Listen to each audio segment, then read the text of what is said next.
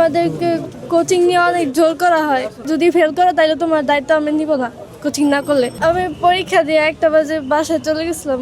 বাসায় যাওয়ার পরে এই প্লেনটা পড়ছে, তারপরে আমি দৌড়ে আসছিলাম, কিন্তু আমার ঢুকতে দেয়নি। আগের দিন রাতে আমরা একসাথে ঘুমাই, ওর সাথে আমি অনেক দুষ্টুমি করছি, কথা বলছি। সকালে আর আমাদের কথা হয় নাই, ওরা ওই স্কুলে চলে গেছিলো। আমাদেরকে কোচিং নিয়ে অনেক জোর করা হয়, বাধ্যতামূলক না, কিন্তু ওরা অনেক চাপ দেয়, বারবার বলে কোচিং করো কোচিং করো। বাসায় সব টিচার বাদ দিয়ে কোচিং করতে হবে, কোচিং করতেই হবে, নাহলে পরীক্ষায় ভালো করতে পারবে না। যদি ফেল করো তাহলে তোমার দায়িত্ব আমি নিব না কোচিং না করলে, যারা কোচিং করবে তাদের দায়িত্ব নিব।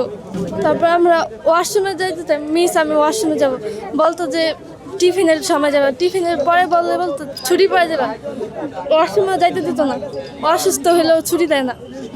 এটা কি একদম নিয়মিত ঘটনা ছিল? হ্যাঁ, অসুস্থ হলে বলে যে এখানে মরে যাবো, এখানে মরে যাও, তাও বাসায় যেতে পারবে না। একদিন বন্ধ দিলে পরে ডাক্তারের সার্টিফিকেট নিয়ে আসবে, যদি বলে যে অসুস্থ ডাক্তারের সার্টিফিকেট নিয়ে আসবে, এরকম করে বাচ্চাকে টর্চার করে। যুক্তরাষ্ট্রের 1 নম্বর জিম চেইন গোল্ড জিম এখন আবারও বাংলাদেশে। বসুন্ধরা আবাসিক এলাকা ও বসুন্ধরা সিটি শপিং মলে। গার্জেনরা সবাই তো একত্রিত হয় না, একজন যদি বলে এই গার্জেনের বাচ্চারা আর ভালো চোখে দেখে না, এই বয়ে কেউ বলে না কিছু না। আমার মেয়েরা আমার মেয়েরা কখনো না যে টর্চার করছে, এটা আমরা সরকার থেকে আবেদন করে আমরা বিচার চাই, শক্ত বিচার চাই। আমরা বিচার লাগবো, আমরা বিচার না করলে আমরা শক্ত বিচার চাই। আমরা এত মানুষ হত্যা করছে, এত হাজার হাজার এত মাসে জান গেছে, এত মাসে জান গেছে, শিশু বাচ্চাদের কত কষ্ট করছে, ওদের পুরা মরছে, কত কষ্ট করছে, কত করছে।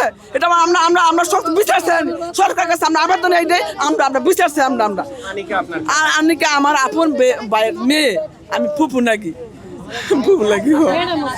অনেক সুন্দর, অনেক সুন্দর, অনেক সুন্দর না ছোট বোনটা।